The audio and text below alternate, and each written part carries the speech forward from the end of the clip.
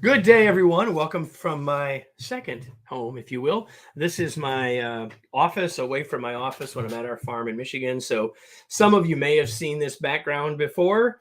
It's not my normal office background, but I'm so glad, regardless of where I am, regardless of where you are, I'm glad you're here. So glad that you're here, actually. And so I hope that you will settle in and enjoy our conversation. And the first thing that you can do is just tell us hello and tell us where you're located. So use the comments section of whatever social platform you're on to tell us where you're at. And would love to know that. And there's two reasons why I asked you that question. One is I would like to know. And second is I want you to get comfortable with using those fingers for the next little while, because I want you to imagine that you were joining my guest and I for a cup of coffee. And if you did that, you would be a part of the conversation, right? If you had a question, you would ask it. If you had a comment, you would share it. If you had an idea, you would offer it. And I hope you'll do the same here. You just can't do it vocally, but you can do it by typing those comments in. I hope you'll do those things. When you do, I can promise you we'll have a better conversation. I can promise you that we'll have a more effective podcast eventually. So you may notice up over the corner of up in the corner next to my shoulder, that this will be an episode of the Remarkable Leadership Podcast. So eventually it will be on our podcast platform where people can listen to it from wherever. We have a video version of that as well. But now that I've sort of let you know where we're headed live, I'm going to do a countdown where we will snip this and it will become the actual podcast. And then I'll bring in our guest. So let me do that countdown now. Marissa, this is for you. In 3, 2, 1. Being a leader is hard work. Doing it well is likely among the most difficult things you will do in your life. So if I told you that a wise person could give you 5 steps to improve your success and effectiveness as a leader, would you be interested? I know I would. That's one of the reasons I'm excited for this conversation and one of the reasons this guest is here. Welcome to another episode of the Remarkable Leadership Podcast, where we are helping leaders grow personally and professionally to lead more effectively, make a bigger difference for their teams, organizations, and the world. If you're listening to this podcast, you could join us live for future episodes on your favorite social media channel. You can get access to those live episodes, find out when they're going to be, so you can interact with us and get this information sooner. In this case, about 5 weeks sooner, you could have had this information. So to get all that information about the schedules and when and where to get connected, you can join our Facebook or LinkedIn groups. Just go to remarkablepodcast.com/Facebook or remarkablepodcast.com/LinkedIn.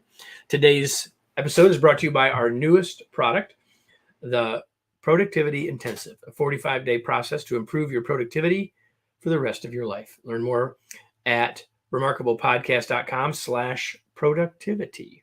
And with that, I'm going to bring in our guest. I'm going to welcome him in. Here he is. Let me introduce him to you. His name is David Dodson. He's on the faculty at Stanford University's Graduate School of Business, where he guides students in tactical execution. In 2023, The Economist listed his course as one of the 3 hottest courses at Stanford. He also holds an economics and business degree from Stanford. Following a career as a consultant at McKinsey, he became a serial entrepreneur where he operated 6 companies as CEO or executive chair. He has since served on as a board member to more than 40 public and private companies, has been an active investor in over 150 businesses. In 2000, he co-founded Sanku, which developed the only successful technology to fortify grains with life-saving micronutrients in rural African mills. This award-winning technology has helped he and that team save and improve the lives of over 5 million rural families in Africa. He's a frequent business commentator on CNBC and Fox News, has been published in the New York Times, Boston Globe, Fortune, Forbes, CNN, all of those places, and many more. He has now put all of his experience into this book. It's called The Manager's Handbook, 5 simple steps to build a team, stay focused, make better decisions, and crush your competition. Since it came out earlier this year, it's been on both the Wall Street Journal and Wall Street Journal and USA Today bestseller lists. Did I get that part right? Yep. Welcome, David Dodson, everybody. David, thanks for being here. No, thank you. I just wish my kids were listening to this so that they could hear that introduction. That was really, really kind of nice? you. Like who? Thank I you. mean, I just read what your mom gave me. No, I'm just teasing. So, well, listen, I am so glad. But I wish I was with you because I understand you're at your farm today. Well, I am. I'm just down the road from my farm, actually. I'm at a friend's farm who has better internet. That's the short answer here. When I'm at our farm, I don't have great internet. So I'm at George's, everybody. So David, I sort of gave the brief view of your sort of career process. What led you to this place to write this book? Sort of what leads your journey to this point? So my career started as an entrepreneur. So I ran a number of companies, as you had indicated earlier, and then I was asked to come back to teach at the Stanford faculty at the business school. And in parallel with that, I shifted from being an operator to being an investor. So I was working with students as well as working with CEOs who are early in their career. And so I was being asked a lot of the same questions over and over again, and I started kind of writing out the answers, and that it was kind of the basis of what eventually ended up being the book. By the way, Kevin, I did not intend to write a book, but I kept hearing the same things over and over again. Well, but it didn't exactly happen by accident. On the other hand, I mean, I know you may not have started with that, but but I did without there being an intention when it's over. No, I in the end for all those Post-it notes in the book, that makes my heart feel great. But alongside of this, I was just sort of observing how some people were just way better at getting things done than others. So I started this 3-year research process, looking at some of the most extraordinary leaders and trying to find out, like, why did things work out so much better for them? So, for example, looked at Sam Walton. And in 1962, when he opened up his first store, remember, he was surrounded by Sears and Kmart and Target. And he was so he had no business getting into the department store business. And yet he annihilated all of them, and he didn't invent anything. So I'm thinking, like, what is this? What is so magical about him? And then I looked at some more recent examples, like Zuckerberg with Facebook. We like to think that he invented Facebook, but he didn't. He was years behind companies like MySpace and Yahoo. Oh, we lost him briefly. I think he'll be back. So he's far behind those folks. Hopefully, David's going to get back on track with the internet here in a second. Give him another second to do that, everybody.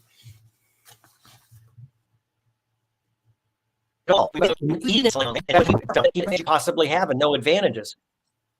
Yeah. Well, so I saw that what ended up happening is they were out implementing their competition, and that's what I ended up focusing on in the book. Well, we lost a little bit of what you said to the internet having a hiccup, I guess.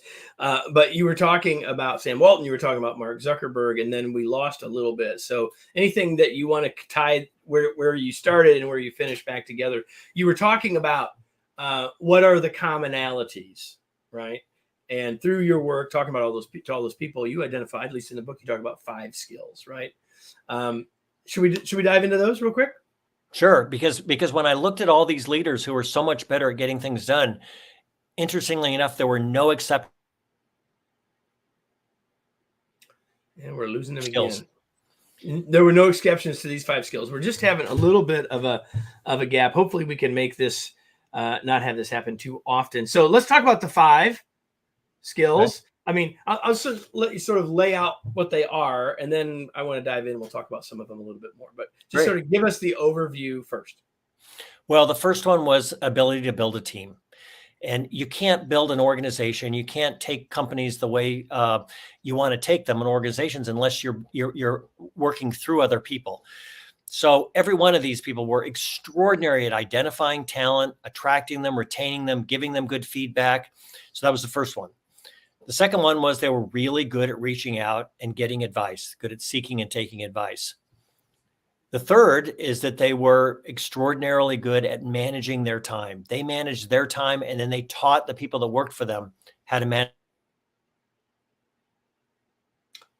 their time. Yep. Obsession with quality. So the fourth one is they had an obsession with quality. And the last was this ability to really set and adhere to priorities. And then I thought about those and I broke them down into sub-skills and realized, well, those all sound good, but how can the everyday person, Kevin, like you and me, implement those? And so I broke each of those down into its subsets and laid it out in the book. And the book is really a how-to manual on how to get your arms around those skills.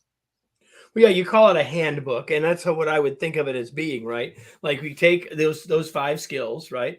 Uh, Building teams, being especially good with our time. I'm paraphrasing now, right? Being willing to seek and take advice, having an obsession with quality, and setting and adhering to priorities. And then you broke those things down, and that's really the book. What I want to do is sort of just capture some thoughts from my reading and have a conversation starting there. But first, since this isn't just something that you researched, you've been leading a long time. Now that you look at these 5 skills for yourself as the author, as the curator of these 5 skills, if you will, which of them has been hardest for you? Hardest for me personally, Kevin? Mm-hmm. I think building a team. The reason is that it's just hard work. And a lot of people want to build a team by relying on gut feel when they interview. They read the resume on the way into the meeting, or they sort of wing it on their Zoom interview. And doing a really good job of building a team means you're working with people. You've got to try to read people. You've got to prepare for the interviews. You got to be willing to have hard conversations. You've got to be willing to give people feedback when maybe you don't really want to and you'd like to put it off. And so that's the one that I think is the hardest, that most people the most. So one of the things I like about the book is that you don't just talk about all of those things, which are all critically important. Like once they're on my team, how do I help them improve? How do I create collaboration across the team, build relationships with the team, all of that.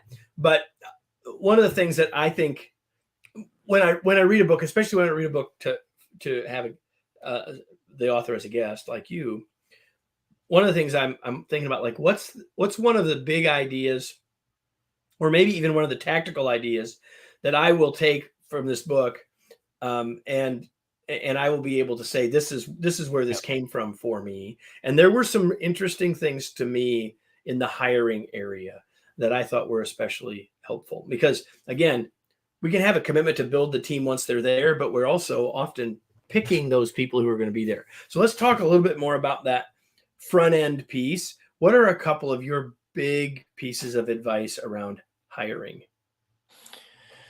So in the area of hiring, Kevin, I wanted to make it, everything in the book is something that you could sort of implement the next day.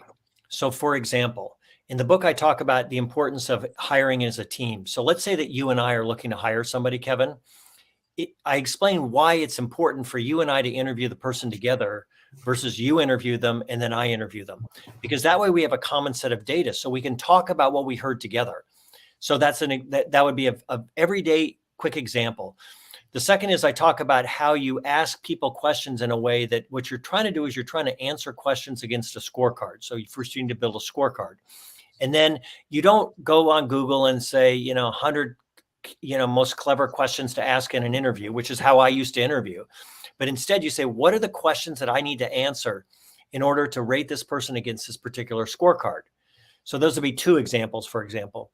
So give me an example, or give us an example of something that you would say ought to be on that scorecard, so we can sort of think about that a little more specifically. Perfect.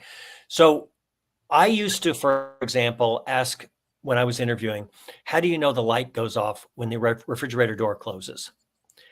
I mean, that was a ridiculous question. I'm embarrassed to say it on your podcast, Kevin, because all I was doing is I was sort of showing off with a clever question. To go into your scorecard, you don't want someone who can figure out whether, let's say that we're hiring, say, a VP of sales or someone who's in charge of revenue. You're not looking for someone who can figure out whether the light goes out in the refrigerator. What you're doing is you're trying to figure out someone who can drive sales by 15% next year. You don't care what school they went to. You don't care what their experience is. So one of the things on the scorecard would be, can drive sales by 15%, a 15% increase next year, or can successfully hire 5 That's what belongs on a scorecard. And that completely shapes how you ask questions, because now you're asking questions. Okay, how do I figure out whether this person can do a good job hiring people? So you start asking questions about, how many people did you hire last year? How many of them worked out? Tell me about your hiring process. Tell me about someone who struggled a little bit that you were able to turn around. Tell me about someone you let go and why you let them go. You do that for about 10, 15 minutes, you're going to have a really, really good idea on whether this person is good at hiring or not. So that would be an example, Kevin. And by the way, So, once you have a clear scorecard, the hiring process is actually easier, it's more interesting, and it's more informative for both you and the other person. which is where one of the things I want to say next is, if you are that clear on what your criteria are, the scorecard, you're going to do a better job of fleshing out the right person, but you're going to be helping them determine if this is the right place for them too, because obviously we're screening, but we're hoping they're screening as well, right? That's right. And the best people find the interview way more engaging. I mean, you want to hire someone who's high trajectory, who's going to clobber that job. And if you start asking them about their own experiences about hiring and their successes and their failures and so forth, they're going to be engaged with that. You ask them sort of surfacey questions, how do you describe yourself? Do you feel like you're a motivated person? It's just a ho-hum interview. So they're going to leave that interview energized. And who's going to answer that? Well, I want to look for. I'm sorry, I didn't mean to interrupt. And who's going to answer that question with it? Well, I really don't think I am all that motivated, actually. Like, what other kind of answer are you going to get? Hello, right? There's that. One of the things, back to this point of what am I going to remember from the book? There's always the conversation about what are you looking for when you're hiring, and we've just been talking about that. And you frame it so well in the book with 3 words. So I'm going to say these 3 words, and I'm going to have you say a little bit more about them. Like that. Is it about experience or is it about attributes, right? Experience versus attributes. So talk a little bit about that to help clarify for people, again, what they should really be looking for. So the book, The Manager's Handbook, breaks down your scorecard into 2 areas. One are outcomes. So Kevin, I just described an outcome. For example, I want sales to go up by 15%, or I want someone who can hire somebody, hire 3 sales reps. Attributes, so those are outcomes. Attributes are characteristics about them as a person. And what you want to do is you want to try to match the attributes with both the culture of the company and also attributes that you've seen in other people in similar positions that have been successful. It could be as light as a sense of humor that they have, or it could be that they have a real get things done to it.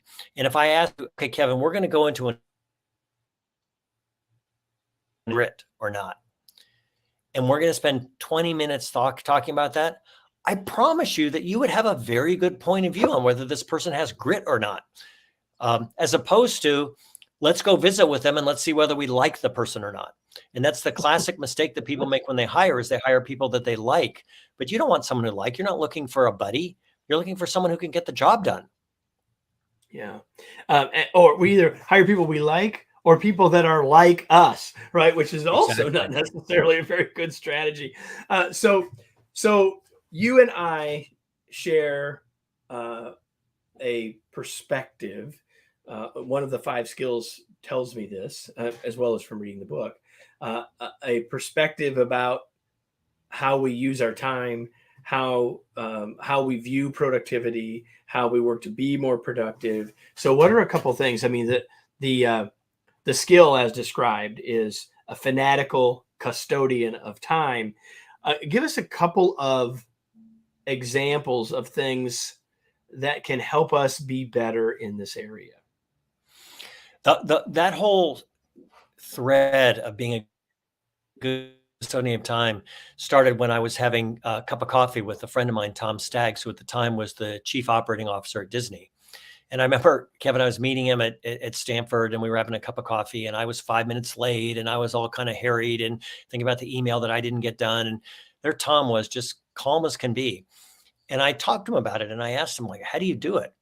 And what I realized is that, by the way, he had 250,000 people reporting to him in 6 continents. Okay. And so he had systems in place that allowed him to manage his day the way he did. Of course, it included that he had a good team. And so that what I did in the book, The Manager's Handbook, is I looked at very simple techniques that people did, starting with a survey that had been done at Harvard where they studied 27 high-performing CEOs, and they followed them around in 15-minute increments, collecting, if you can imagine, the 60,000 pieces of data on how they managed their day. And they found certain commonalities. And I'll give you one example. One example is cutting down your meeting times from a half an hour to 20 minutes, or from 60 minutes to 40 minutes. Now, that's something anybody can do tomorrow morning. In my case, by doing that, I just went back and I looked at my calendar. So I started doing this years ago. I looked back at my calendar. That one thing gave me 90 extra minutes every single day. And every one of those meetings, we still got everything done. In fact, we were more productive because people strive to be more productive during that period of time. The whole purpose of the manager's handbook is to give you things like that when you put down a book, you can implement them the next day. You know, one of the things that and I love that. I do the same thing. Like, why does it have to? Well, there's nothing magical about 60. There's nothing magical about 30. And another thing that I have sometimes done is, like, I'll block 30 on the calendar. Like, if I'm having a meeting with a client, I might tell them we're having a 20-minute meeting. I might block 30 on my calendar. Why? Because there's usually something I have to do after that meeting that I can often do in that 5, 6, 8, 10 minutes that are left, when it's the freshest, when it's the clearest for me. And that's an ad that I've done with this that's been very helpful to me. But compressing the times, what's magical about 60 or 30? I mean, I love that. It's proven. We do the same thing often. Really good strategy. Give me another one. I have another one that I want to talk about, but do you have one more in the time area that you want to share? Well, in this area, one of the fundamental sort of ways that we think about it is quantity of time. So I just talked about quantity of time, where you can sort of create more time, if you will. But the other is quality of time. So we talk about this concept of deep work versus shallow work. And shallow work is responding to email, making a plane reservation, all that kind of transactional stuff that you need to do, but it doesn't really add much value to your organization. And deep work is where you're thoughtful, and it's really where you add value to your organization. And so we talk a little bit about in the book, well, are you most, we all have a chronotype. So some people, their deep work is best done in the morning versus the afternoon. So let's say in my case, I'm a morning person in terms of my deep work time. So I schedule my calendar in a way that are uninterrupted, and I make sure they're in the morning for my deep work, and I shift all my transactional work to the afternoon. All I'm doing is I'm chunking together all the free time into one nice block in the morning, and I'm chunking all the transactional work together in the afternoon. That was transformative for me, Kevin.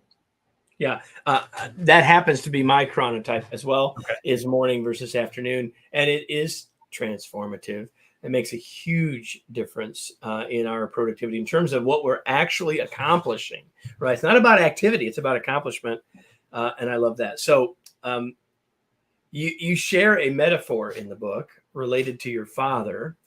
And because you heard me at the beginning say something about my farm, our farm, this resonated with me. And so I want you to talk about the idea of walking behind the tractor. You're gonna have to give the backstory here, and you and I could probably go on a long sub tangent on all that. But talk about this, because I think the metaphor is so powerful.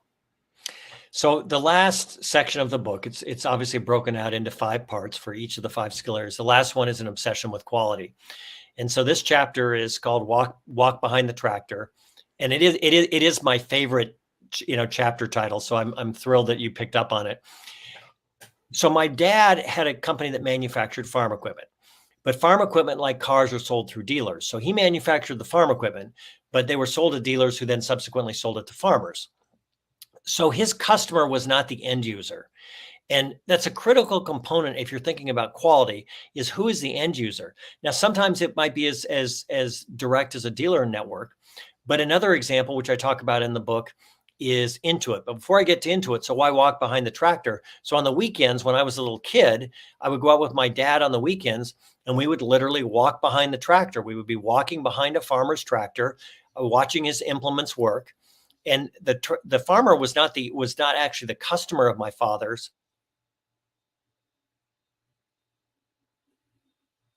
father wanted to get Oh, the information from. we lost you just in the wrong spot. So I need you to say that again. I was saying that my father, the customer was the dealer, but the end user was the farmer. So that my father wanted to know what the farmer felt about the equipment, how the equipment was working for the farmer, the end user. And a more modern day example that I talk about in the book is Intuit. So, Intuit sells their software, and they sell, QuickBooks, TurboTax, MailChimp, and so forth. They may sell it to a retailer, or they may sell it to a reseller, or they may sell it to a company, but they have a system called Follow Them Home, where they want to watch the actual user use the product. Now, why is that so important? If I send out a survey, 1 to 5, did you like my product or service or not? What information I'm going to get there? Not really anything useful. I mean, it might help my ego, might help me feel better. It's kind of a scorecard, but I'm not going to get any real good information. But if I'm watching the end user use the product, insights. When I watch the end user use the product, that's where I'm going to get really important insights and innovations. And Intuit's a fantastic example because for 3 or 4 decades, they have dominated a software area that is actually quite mundane, and they own it decade after decade after decade because they're always one step ahead of the competition because they know their end user better than anybody else. They're walking behind the tractor, if you will. Everybody. Exactly. So, the ideas that we've talked about, the 5 skills, right? Whether it's quality, whether it's priorities, whether it's seeking and taking advice. And we could do a whole episode on each of the 5 skills. And I realize that, but all 5 of them are timeless. And yet we're living in a time in a post-pandemic world where many, not all, but many leaders and managers are leading teams that are not down the hall or in the next cubicle or even in the same zip code. And so what thought or do you have a thought or two about how this is different when we're doing it at a distance? Is there anything based on what we've talked about or about any of the 5 skills or sub skills that you think we really ought to be focusing on at a distance? Well, this may seem simplistic, but I've been asked this question a lot by other people, by students, other faculty member, and CEOs. And I've come to the conclusion that the most straightforward answer is all of this is more important. And I'll tell you why. When you have all this face-to-face contact with your team, like the way you were describing sort of pre-pandemic, you've got some shortcuts. You've got some other sources of information. You don't have to be as precise.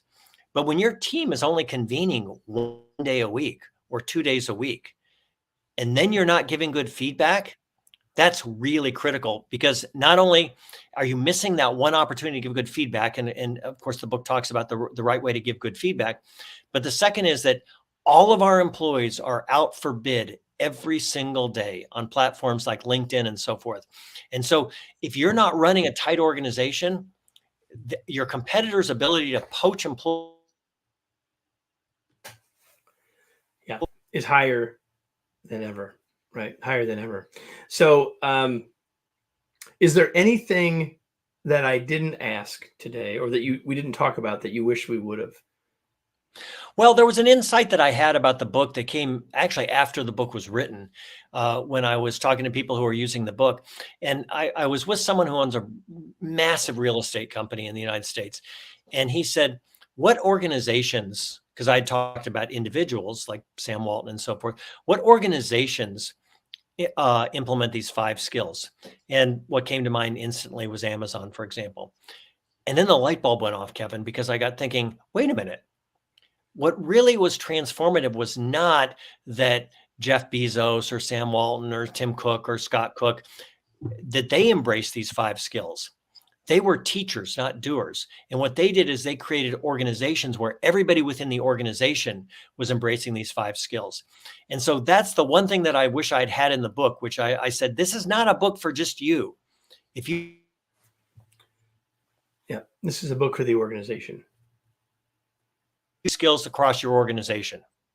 Yeah, I love that. And I think it's exactly right. And that additional insight of not just don't focus on being a leader that can do these things that are using these skills, but that you're teaching these skills, not just through your modeling of them, but through the processes and the expectations that you set. That I think is absolutely right. I'm going to shift gears, David, before we finish, and ask you, what do you do for fun? Well, in the summertime, I like to be out on the water. So, whether it's a rowboat or my sailboat, if I'm on the water, I'm happiest. So that's the first thing I do for fun. The second thing I do for fun year round is I've got 2 grandkids. And there is nothing more delightful than to be down on the floor with my 2 grandkids playing around with whatever they want to do, whether it's a train set or anything. It's just fun to do. So those are my 2 favorite things to do these days. So maybe at some point it's with the grandkids in the water or on the water, right? Then you get Absolutely. all together at once.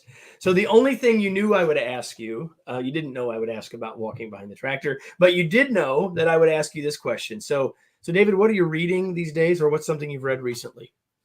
Yeah, so I'm actually finishing up a book that I'd read before called The Outsiders. A friend of mine wrote the book, Will Thorndike, and he profiled a number of CEOs who had extraordinary performance over very, very long periods of time, principally around how they managed capital allocation and so forth. So it's written for the everyday reader. It's not a technical book, but it's sort of a fascinating book on people like how Warren Buffett or Catherine Graham of Washington Post completely outperformed everybody else in the way that they manage their capital.